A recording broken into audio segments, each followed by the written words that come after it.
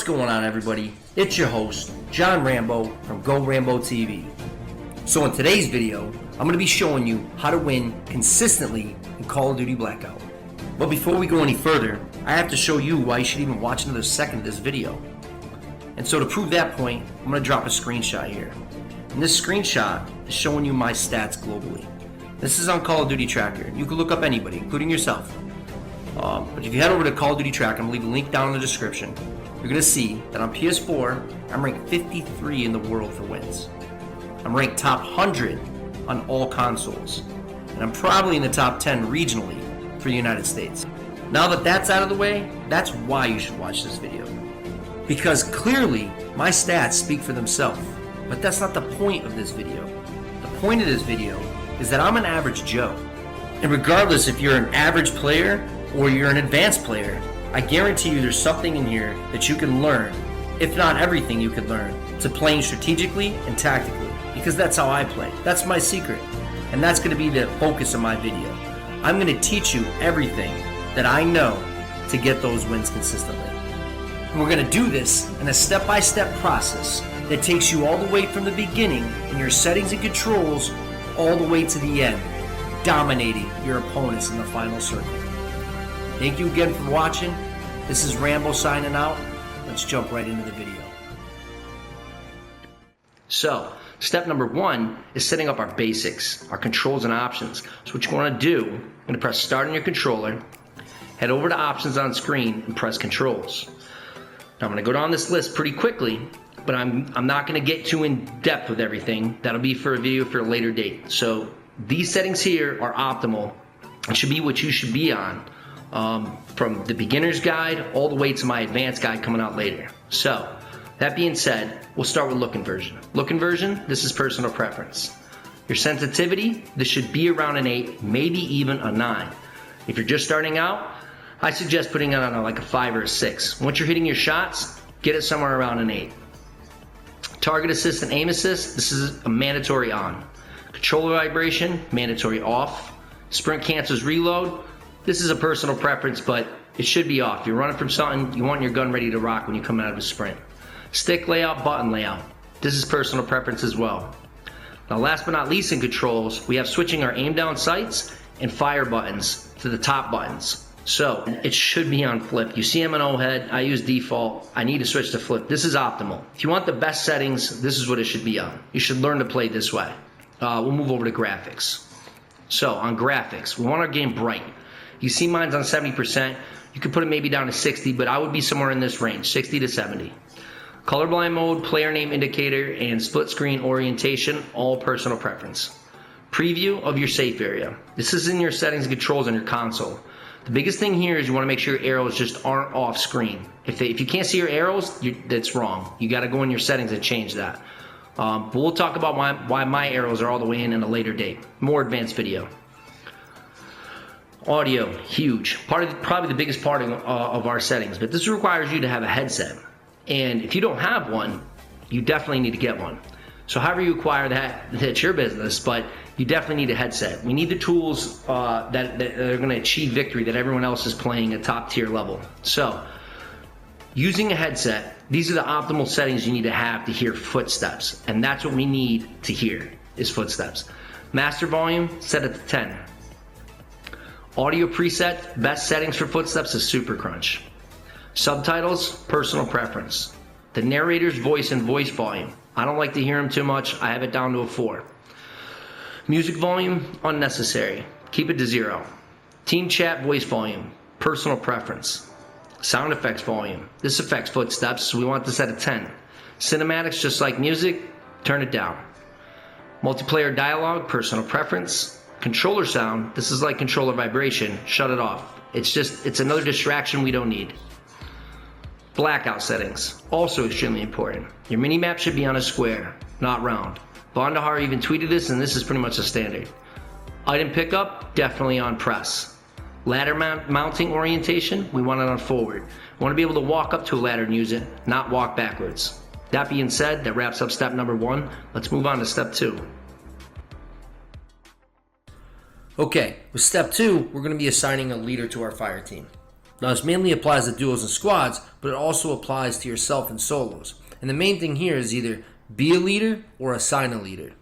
Whether alive or dead, he will decide the direction of travel that will be best to advance into the next circle for tactical advantage. And on my fire team, this is always my role. Which in the remainder of this video, I want you to start visualizing yourself in this position, so we'll refer to it in that way.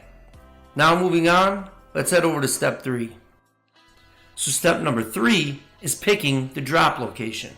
And the rule of thumb here is to pick 3 locations in a triangular pattern that you will always drop at depending on where the helicopter flies over.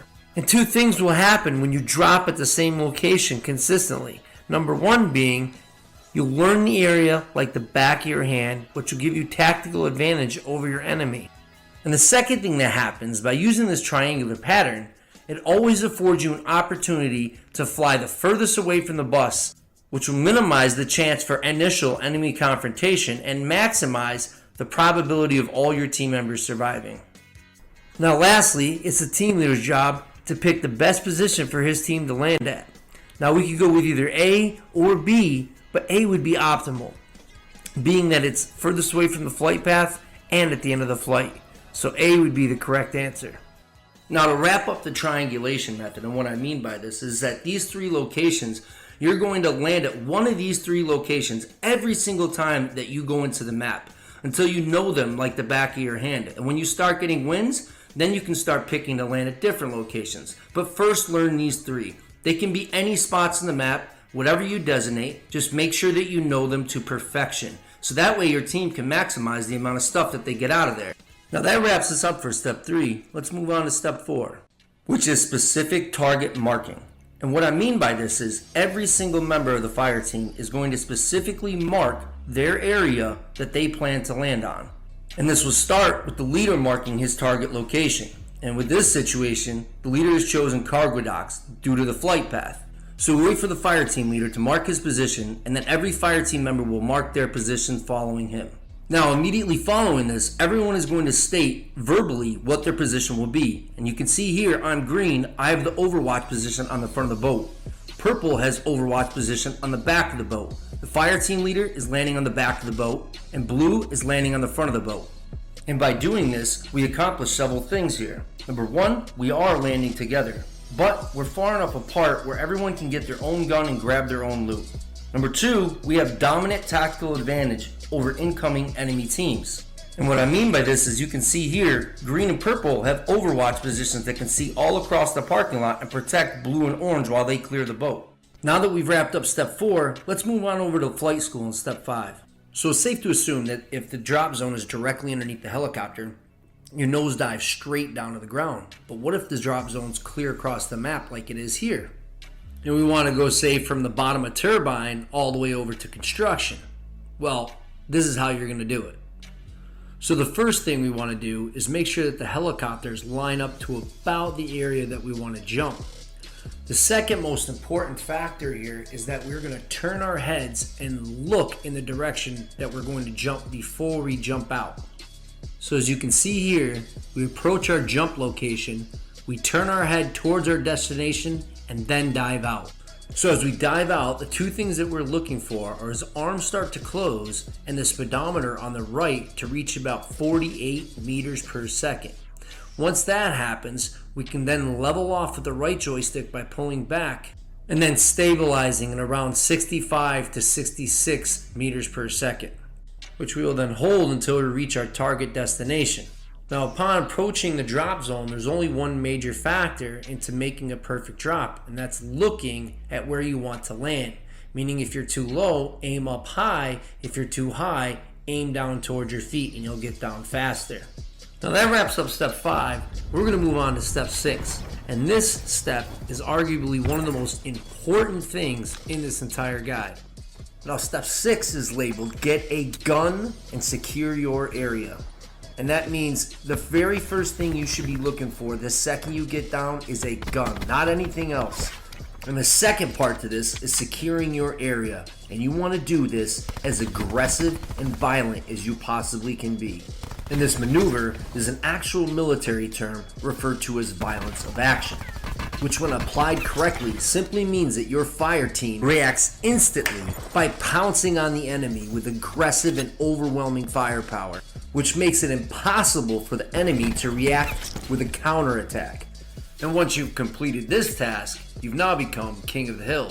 Congratulations. Let's move on to looting, step 7. So one of the most common questions I get asked is, Rambo, what do I loot? What do I carry? When should I use my perks? What perks do I carry? And we're going to cover all that with exactly what you need to carry in step 7, looting priorities. So as we covered in step 6, that was get a gun. But after that, what do we get? So the next thing you need to be on the lookout, first and foremost, is body armor. And then right after that, a backpack. And although they may not come in that order, grab them if they're there. Whatever order they may come in, pick them up, because those are the top 3 things that you're going to need to start looting. So in the beginning, it's going to be chaotic, and you're going to grab a ton of useless things you probably don't need, but that's okay. When you're just learning and starting out, you just want to grab as much as you can and attach as many things to your weapon as you possibly can. Because in a later step, we're going to learn a topic called loot and scoop. And when we put this step and that step together, it's going to make your looting process so quick and easy to sort things out. But I'm going to make it really simple for you guys. I'm going to go a step above, and I'm going to show you exactly what you're going to need to finish off in the final circle. And this short list of clutch items can be used at any time to get yourself out of a pinch during battle throughout the match. So at this point in the video, if you want to grab a pen and paper, we're going to categorize the 3 things you need to be carrying in your bag. And these 3 things are going to be categorized in the importance of order that you need them. So first and foremost, the number 1 thing we want is meds. And in the beginning of looting, we want to make sure we grab as much of this as possible. Now the second 2 things you're going to need to loot can go in any order, but I'm going to give them in the order of importance. So the next thing we want to be on the lookout to loot is perks. Now this set of 5 perks are the most important perks that will help you throughout the match in any fight, but will be specifically helpful during the last battle in the final circle. Now on this screenshot, I've scaled them to the order of importance. With dead silence reinforced and awareness being the most useful, mobility and consumer are just as good. But we're going to cover each one individually in just a moment. Now the very next thing we're going to be on the lookout for is tacticals. And these 2 tacticals in particular are what you need to be on the lookout for. Now I understand if you've been playing a lot that there are plenty of other tacticals to use, but this combo is going to be the set that saves your life in a gunfight. And anyone who's made it to the final circle understands that these are the most utilized tacticals at the end of the game. Now you have to understand that when you use these, because team fire is on, that they can be extremely deadly and disorienting to your team. So be particularly careful when using these that none of your teammates are within the kill zone. Now as I said before, there are plenty of tacticals to use, and feel free to play around with some of the other perks and tacticals, but for the purpose of this video, I'm just going to give you the top tier things you need to carry.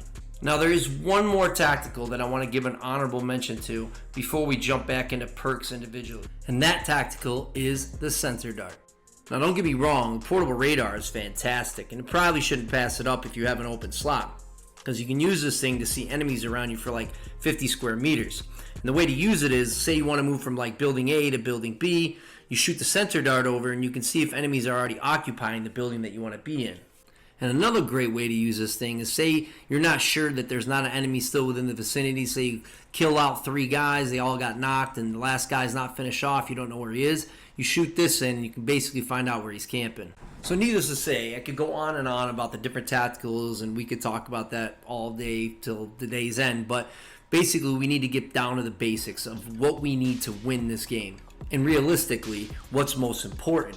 And so jumping back onto the 3 things that we need to prioritize for looting, we're going to look at some meds. And so with this, med kits and bandages are pretty much self-explanatory. But one thing we need to cover real quickly is the trauma kit. So this bad boy is fantastic as it gets your health up to 200, but you have to use it intelligently, meaning basic one rule you need to follow is do not use it in the storm, unless it's an emergency and you have no other meds. You want to wait and use all your other medical supplies to get you out of the storm, and then you put it on once you get out. Now let's jump right back into perks, and we're going to go over them individually because I have some footage to show you that can kind of explain some of them, and some of them are self-explanatory. So jumping right back into the basics of the perks, I'm going to show you a quick screenshot of the perks that we talked about that were the best in the game. And we're going to start with the best, and we're going to move down to what you can kind of do without. So first and foremost, we're going to talk about Dead Silence. And this perk isn't one that needs a ton of introduction or explanation as to why it's so important, or the best or chosen first. It's just simple. It keeps you almost completely silent. When you run around Final Circle, you can run up on people and kill them.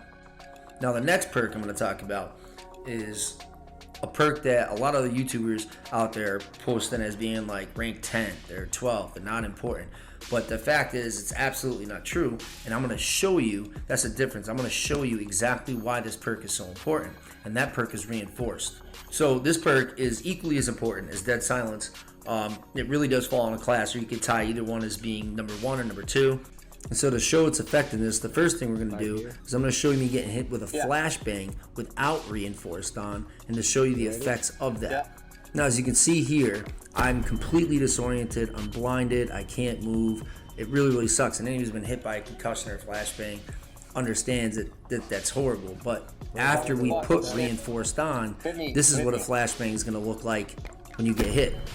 So if you get hit directly by the flashbang, it hits your body. Obviously, it does a little bit of damage, but the flash effects and the concussive effects are almost null, minimal, nothing. So then we just tried a cluster grenade, and you can see the fragmentation jumps all around me, and I live right through it. And now it's broken my armor. I'm not getting any more protection. So now if you get stuck, it's going to kill you, even if you have Reinforced on. But if it lands like right next to you, you can live through it. And then right after, we tried a frag grenade, and I have no armor, and of course it goes off. I lived through that, no problem. So you can see how important now Reinforced is starting to seem. And lastly, we got hit with a Molotov, direct hit. I lived right through it, only took like 15 damage. So you really see the viability of this perk and why it is so important. So without further ado, we'll just jump right back into the rest of the perks. And the next perk we have on the list is Awareness. And as we talked about before in the beginning of the video, this affects if you have a headset. You have to have a really good headset. And this is where it comes into being so important. But why it's third on the list is because really it doesn't last too long. It's very important. It definitely can help you out end game to find out where those last couple guys are. But as opposed to Dead Silence and Reinforced, I would take, those top two over this one. So the next perk on the list is Mobility. And if we look here, you can see why this is so important, that you can move and swap weapons faster, use your equipment faster. You take no fall damage. It means you can jump off the top of a turbine and it won't kill you. You fire weapons, use equipment while sprinting, and you move faster while reloading. So this is an endgame perk that just really gives you heightened abilities over everything over your enemy, which gives you a complete advantage. And lastly on our list is Consumer. And this is a perk that is commonly overlooked and not thought of as important, but the way it works is intrinsic with the rest of your perks and your health. So the way this is going to work is when you're ready to use all your perks, you're going to pop this first because they take forever to put on. But once you do that, the rest of your perks take half the time to put on, and so does your health. Meaning that when you go to put on a bandage, it's going to take half the time. A health kit is going to take about the time of a bandage, and a trauma kit is going to take about the time of an actual med kit. So to finally wrap up step 7, we want to take a look at basically how your loadout should look at for bare necessities to finish off the game. And as I said before, it's not going to be perfect. Every game you go into, you're going to get different things that you loot, but you need to prioritize those things so that eventually your perfect loadout for the bare essentials of what you need should look something like this. But as you can see here, even in this screenshot, in this game, I didn't get a perfect loadout. I have everything you could possibly want and think of. Level 3 body armor, I had 200 health, backpack, all the perks and tacticals we talked about, except that I don't have mobility. I had an extra Dead Silence, but I'm not complaining. An extra Dead Silence is really useful. Now that wraps us up for step 7. Let's move on to step 8. And step 8 is weapon loadouts. And this is a common asked question to myself, where people want to know, what should I carry? And this is very important because a lot of people are carrying the wrong things. So the number one rule to follow here is very simple. Make sure you're using weapons of different caliber, which breaks down to just simply don't use weapons that use the same ammo type. And so to break things down for you guys, I'm going to lay out some of my favorite weapon loadouts. And you're going to see the common denominator here for me is an AR. And my favorite AR is the ABR. If I can ever find an ABR, it's usually my main gun. And then I'll use another assault rifle backup, but it's always got a 7.62, so that means a Rampart or a KN. Behind that, I'll use a combination like an ABR or KN or Rampart with a submachine gun backup. Or you can also use an AR and a shotgun backup. Beyond that, if you're a sniper, which I'm not too big on, but when I do, I love the Paladin, I love the Outlaw. Most guns are viable in this game. So I'll use a sniper rifle, but you want to make sure you have an AR backup. So you want to use an assault rifle, and on that assault rifle, you want to make sure that you put on like a reflex or an ELO sight, because your long range weapon is your sniper. It's already got a sniper scope, or it should have some type of scope on it. So your backup gun should be something that you can aim down sights really, really quickly and take out enemy personnel. So the second rule to follow here is that you don't want to use the wrong weapon setups, meaning you don't want to use all short range and you don't want to use all long range. You don't want to use something like an Outlaw, an SDM, or a submachine gun and a shotgun. You always want to have like a go-to, like an assault rifle right in the middle. Something that can take care of everything, your kind of go-to everything gun. So the terminology we use on my team is your main. Now, what do you have on your main? Your main is usually always an assault rifle. So that would be your AR. And then we'll say, okay, what do you got on your backup? And you want to make sure that your main always has the most attachments. So when you're getting attachments, you want to load up on to make sure that from everything from your scope to your stock is loaded onto your main. And then your backup, you can start putting parts on. And the other big tip that will help you out, like if you're in squads or duos, is make sure that you're being a team player. Meaning that if you have weapon attachments on your second, your backup, your submachine gun or your shotgun or whatever, make sure you hand those out to your friends so they can put those on their main guns. And the reason we do this is because we want our teammates to be as accurate, healthy, and as powerful as they possibly can be when we head into battle, so they have our back. Okay, so now that'll wrap up step 8. Let's go ahead and take a look at step 9. And step 9 is movement to outer circles, which is now going to start us off on the track of the meat and potatoes of movement tactics and how we're going to advance in the inner circles. And this heavily relies on the leader. And again, rather than try to sit here and verbally explain it, I'm going to visually show you exactly what I mean. So let's jump right into it and look right at the map. So for the rest of this video, we're going to focus on 2 techniques that'll get you in the final circle. And we've labeled these anchor and patrol. And how you utilize these 2 methods is really going to dictate how far you get in each match. So when we use the anchor technique, all this simply means is that when we hit our landing zone and the first circle finally decides where it's going to go and it lands right on top of us and we're somewhere in the middle, that we're basically going to hunker down and hold it down from the position that we're at. But to do that, we're going to want to choose the best position of tactical advantage from wherever we are. And when we go on patrol, that basically means that whenever we hit our landing zone in the circle, the first circle is outside of that landing zone somewhere, we're basically going to have to patrol to our new area. We're going to have to assault a new objective to find a better position of tactical advantage within that first circle. So with the anchor method, we're basically just sitting in the middle, camping out each spot, every single zone that comes in, and we try to make the center zone every single time, be the first ones there, and try to ambush all our enemies that are coming in from the storm. In the patrol method, you're basically just trying to play the outer edges of the circle the entire time. As the zone gets smaller and smaller and smaller, you just take your time to make it to the inside of each collapse. Now, in most matches, you're going to use a combination of both anchor and patrol, but for the purpose of step 9, we're going to focus mainly on patrol to move to outer circle. And when making a decision of where you're going to patrol to, there's 3 key factors you want to take into account. And those things are: always try to favor the high ground, number 1. Number 2, protect your 6. Number 3, cover and concealment. And so what we're going to do next is we're going to cover which each one of these things means individually. So taking the high ground has been a military tactic that's been used throughout human history, and it's well documented that that gives you ultimate advantage by the fact that you can see further distances, you can throw things down on your enemy easier as well. When they throw things back, it'll bounce back towards them, and when you're looking at their picture, you're going to be looking down into their face as opposed to them trying to shoot up at you.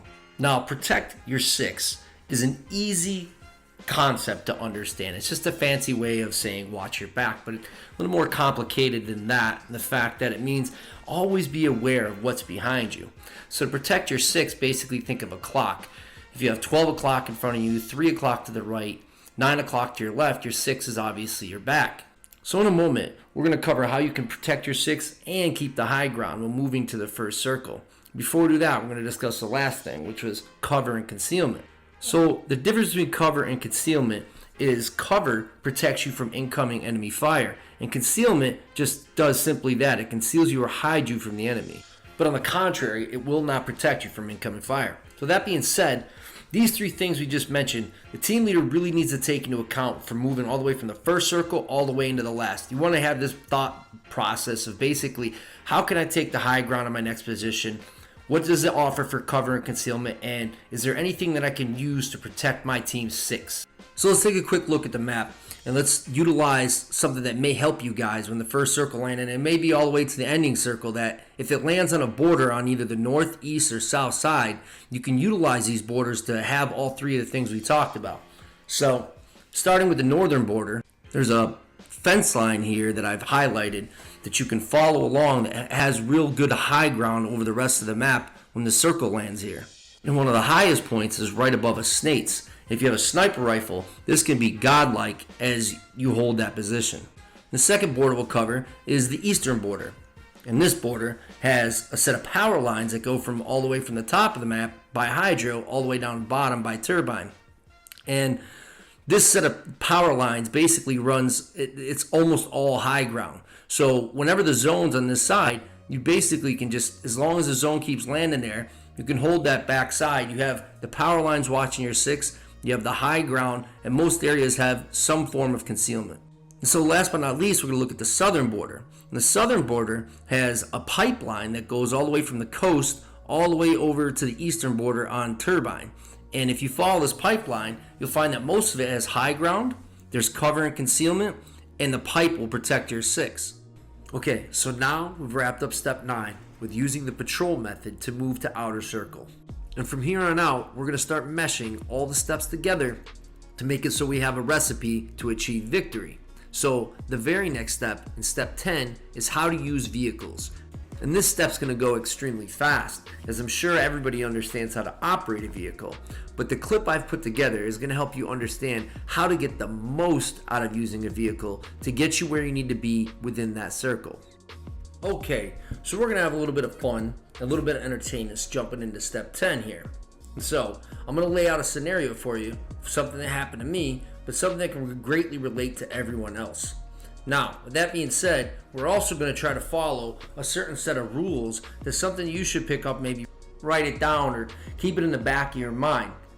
Basically, those rules are as follows. Number 1, avoid using vehicles past the second circle. Number 2, never stop at the border. And number 3, heal up before reaching the border. So the video is going to show all 3 things that we just talked about. But to make it simple for you guys, avoiding using vehicles past second circle just means don't use vehicles in small circles. The second part, don't stop at the border, you have to think about the way the map's set up. If you can imagine, everybody on the map is racing to get to that border from turbine, fracking, firing range, constructions, estates. And they're all armed up along that border, and they're all waiting to murder you. So the third part is you want to be healed up before you reach that border. So you can take some fire if you need to, because you're going to burn right through that border and head all the way to your next destination. Alright, now, so here's a scenario. As you can see here, I'm stuck way out in the storm behind enemy lines, down by the lighthouse, and I need to make it to my destination all the way above hydro. That tactical position up in the mountain with the border watching my six. So let's check out the video. Let's figure out how I got myself into this jam and how I'm going to get myself out of it. Okay, so here's what happened. I'm trying to pick my destination. We have plenty of time to get there. But as Murphy's Law kicked in, nothing goes as planned. So now we're in a 2v2 fight. We're stuck with a storm at our back, and I have to beat these guys. They get me down to 3 health. I finally defeat them, and now I'm coming out of the storm with limited heals. So now I have to race to that border and figure out how I'm going to get myself healed up. So what I do here is I take my crouch button, and that causes me to switch seats, and I flip to my backside, and then I quickly put on heals. And that's going to get me nice and prepped and healthy to cross that border to take damage. So sure as sin, as I come across that border, I just crossed the threshold, and here they are. Bang! Running into people right away. And I sent this guy flying, and his teammate wasn't too happy about that. But I just kept going. And that's the objective. You don't stop at the border. You keep going until you reach your final objective, and you can continue on mission safely. All right, so that wraps up step 10. Let's jump into step 11, loot and scoop. And what does that mean? Well, it simply means when you're going to a building or you're going through a bag, whatever you're looting, a box, whatever, you want to be in and out as quickly as you possibly can. And the reason being is because the more time you spend looking in a box or looking on the ground for perks and ×3 scopes and stuff like that, it's less time you're spending looking at what is around you, looking at your enemy. And that's what you need to be paying attention to if you want to survive. So the idea of loot and scoop is you grab everything you possibly can and you get out. And when you do it, it should look something like this. Now, obviously, in the video, you can see we sped it up, but it gives you the idea of really how fast you want to be grabbing everything and getting right out. And if you notice, I grab everything. And I'm accomplishing two things by doing that. Number one, I'm taking everything away from the enemy. When they come through, they're going to find an empty building. So that's a huge plus. Number two, I'm grabbing a whole bunch of stuff that, yeah, maybe I don't need, but I'm not taking the time to worry about everything that's there. I know that in that group of stuff, there's going to be things that I need. And basically, once I'm done, I'm going to take the time off somewhere to the side where nobody's going to see me. My buddy can pull security, and we're going to get rid of those items. And you want to make sure you get rid of those items because you don't want to have your bag filled with useless items that when you come across another person's bag, that you're basically getting shot in the face because you're trying to figure out if you need to keep a combat axe or dead silence. So make sure you're fixing your inventory whenever you can. That wraps up step 11. Let's jump into step 12. So in step 12, I'm going to show you a bunch of pre-designated anchor points. And the point of this is I want to show you guys positions that you can defend from and hold to, because that's what we're going to start doing from here on out to win the game. You're going to patrol to an area and you're going to anchor from that position. It doesn't matter if it's a house or on a grassy knoll, you're going to hold that position, and that's what anchoring means. So my first anchor point on the list is right in the middle of the map. It's at a raid. And there's a middle building in there that doesn't offer much for protecting your six, but it does have high ground and it does have plenty of cover and concealment. The best part about it is there's only one way up and down other than a grapple hook. So as long as you can cover that, you're good to go. Okay, so the next point we're going to cover is Nuketown. What do we do if the circle goes in Nuketown? The answer is pretty easy. You're going to want to head to the further western side, the back side of Nuketown. The reason for this is because the ocean will watch your back. There's an ultimate high ground position, and it offers complete cover and concealment. So this next location is a multi-location we like to call bricks. They're basically a bunch of different buildings that are all pretty much the same. And what you're going to want to do here is basically use these to get into zone to keep yourself safe for a moment. You get on top of the building and make sure you cover your back. Watch the stairwells, watch the other roofs, and so on. Okay, so our next anchor point is a multi-point location as well. And it's something we like to call Grandma's Attic. The reason for that is because all four of these locations have a secret access in the roof that allows you to get inside the attic of the building via a ladder from the inside of the bedroom or walking out on top of the roof. And these are great positions to fortify and hold down to really make a stand if you want to anchor down in the center zone. Alright, so our next anchor point is Bunker at Fracking Tower. The reason we love this position is because it's an extremely defendable hallway. And what I mean by that is there's only one way in or out on both sides. The enemy can come from both sides, but basically you throw a barricade up on one side, you throw a trophy in the middle, and then the enemy is going to have a hard time getting you out of there. So it's extremely defendable. That brings us to our next position we call boats. And you're going to see, and you're probably going to laugh, but this does work. It doesn't offer a ton for cover. It's definitely not high ground, and it might not watch your six too well. But as far as concealment goes, it's fantastic. It's real chaotic. You're in a gunfight. The zone keeps landing. You're by yourself in squad. You're the last one alive. You're going to want to climb underneath the boats, and you can breathe underneath. Okay, so the last position is at Factory. And this position is a very, very defendable position. You can hear an enemy running around because the metal roof's like very, very easily. So it makes it fantastic for headsets. But you got to be careful. If you're in here, there's a lot of ways in and out. So I would definitely recommend bringing trip mines, barricades, and razor wire. And these are all things that are going to help us in how to win in Blackout. Alright, so moving to step 13. Step 13 is called thinning the herd. And this involves avoiding unnecessary engagements. And so, what do we mean by that? Well, if you look up at the top right corner, there's still 53 people left, and the first zone has already started to collapse. So that means over half the lobby is still left to fight. So if we have the edge of the zone, we're at the border of the map, We don't want to push down any further. We want a lot of those people to get killed off. Or, as I said, let the herd get thinned out. Natural selection will happen, and those numbers will go down. This mainly pertains to the outer circles. The first 2 circles is what we consider outer circles, and that's what we've covered so far. How to move to those outer circles. But now we're going to start moving into small circles. And small circles start happening after the second zone collapses. And if you notice here, we've now moved down to our second zone, the second large circle. And there's still 43 people left. That's a lot of people to be left on the board during the second collapse. So we want to hold this position for as long as we can till that herd gets thinned out or until we get run up on. And as you can see here, that's exactly what we did. We waited for that moment, that opportune time for all those people to die off to where we could move into that anchor position to start taking out inner circles. Which leads us right into step 14, which is movement to inner circles. So, what do we mean by inner circles and small circles? Well, as I said before, the first 2 circles as shown here, these are outer circles. And movement to these circles is going to remain the same. Outer circles will have the same movements we've already discussed with the anchor patrol method, but as we move into the inner circles, that movement is going to have some changes. And the first small circle that we're going to see is the third circle. And from here on out, the movement into these circles is going to remain the same. The tactics will remain the same. Except that now, when you move in an inner circle, when you're on patrol, you're always going to try to move into the small side of the circle. And as this zone collapses into this zone, you're always going to try to maintain that inner edge. And that's a term we refer to as slicing the inside of the pie. If you look here, you can see it that both of these circles represent somewhat of a pie shape. That basically, if we were going to cut the inside of that pie, we always want to maintain the inside edge. And there's several reasons for this. And the very first reason is because the inside edge of the storm will be the shortest. It'll take the longest time to reach the outside of the pie. So, if we're on that inside edge, we are much less likely to get caught up in the storm if we get in the center of a gun battle while trying to approach the next zone. And the second reason being that all advanced players are going to try to take that inside edge of that circle to get the first anchor in on the circle as quickly as possible.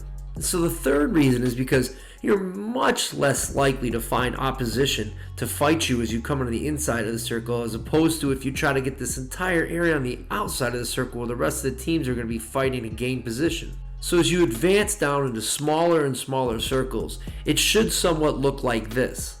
And although this pincer move may not always be possible with every single circle, at any time when the circle does land this way for you, you always want to make this slicing the pie movement to take tactical advantage and gain ground on your opponent so that you can have total control in the final circle.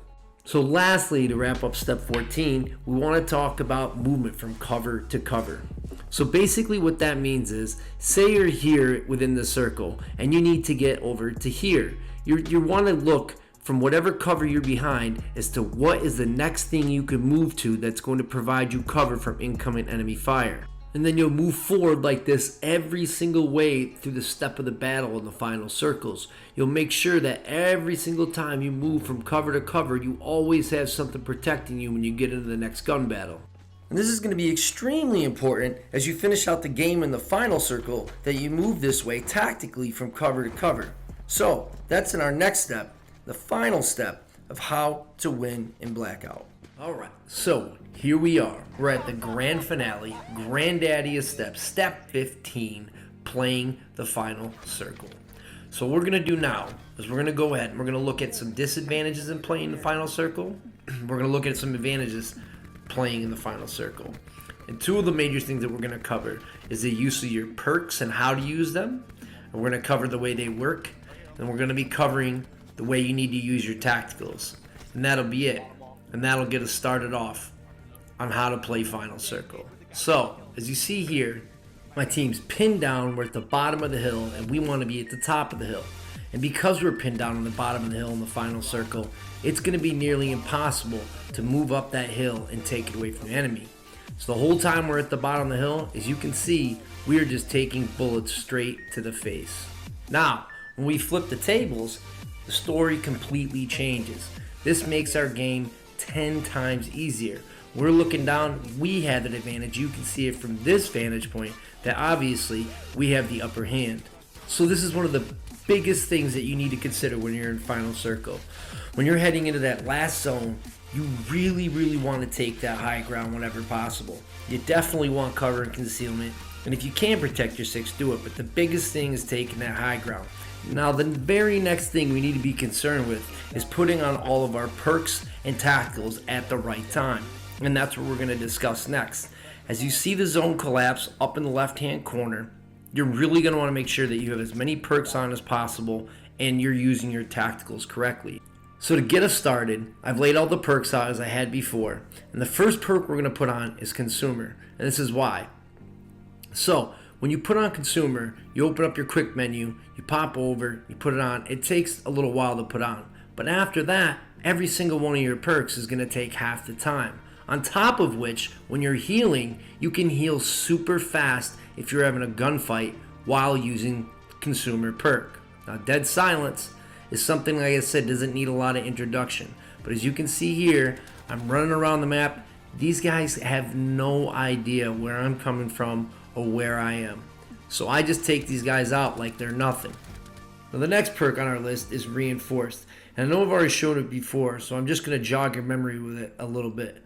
But more importantly, I want to discuss the perk following, Awareness. Awareness is something that you need to be particularly careful with, because although this perk can be amazing in hearing where your enemy is halfway across the map, it can somewhat throw you off, as it did kind of like right here. I wasn't sure if the guy was right next to me or all the way across the board. Now the next perk is Mobility, and this one is absolutely incredible. As you can see here, I'm all the way on top of one of the turbines, and one of the biggest perks of this perk is that you take no fall damage. So I fall all the way to the bottom and I just walk away. And another huge asset to this perk ability is that you can use equipment, swap weapons, do all kinds of things faster, mantle quicker. It just makes you a superhuman in many ways. Now the last thing we'll discuss is your clusters and concussions. And as you see here, I concussed this first guy, and he should have had me, but it disoriented him so bad he fell back into the storm. And cluster grenades, as I had said before, are priceless. I mean, I can't say enough about these. I've clutched so many games by just simply having an extra cluster in my inventory and throwing it in the direction where I was last being shot from, and it really either backs off the enemy or ends up killing them. And in a lot of final circles, that's what you'll have. You'll have a guy cocooned in somewhere, and the best way to get him out is to use a cluster grenade. And that wraps up step 15. But there are a couple tips I want to let you know in final circle. One of those being, be aggressive. Be aggressive, meaning that the rest of the game you're going to spend trying to keep everybody alive, maybe avoiding some confrontation here and there. But in the last circle, it's time to be dominant. It's time to be king of the hill. So that's what you want to do. So make sure, once you're in that final zone, play the zone as we said. Play for that high ground. Always look for an advantage above your enemy. And always have those tacticals ready. And then, once it's go time, you don't get let up. Make sure you flank. Make sure you go in and you go as hard as you can in your enemy so you can secure your victory. And that's it. That's the meat and potatoes of how to win in Blackout. Thank you for watching. Without further ado, here's my outro. What up, everybody? It's Rambo here. And if you made it this far in the video, congratulations. I get it. It was long. But hey, there was a lot of information in there, and hopefully it got out to the right people and throughout the community. This helped people get wins. Because that's what I'm about. I want to bring information to my community to help this community grow. That's what really makes my day. So, like I said, I appreciate you making it this far. But now this is my time to let you know how you can help me. So, I'm newer to the scene, but as I said before, I'm going to be putting out a lot of informational stuff like this to help the community grow. So what I need is for you to hit the like button, drop me a sub, and at the bottom, most importantly, comment what you want to see next. So like, whatever the highest liked comment is, or whatever the next, most comments that I see on the same topic, that's what I'm going to make my next big video on.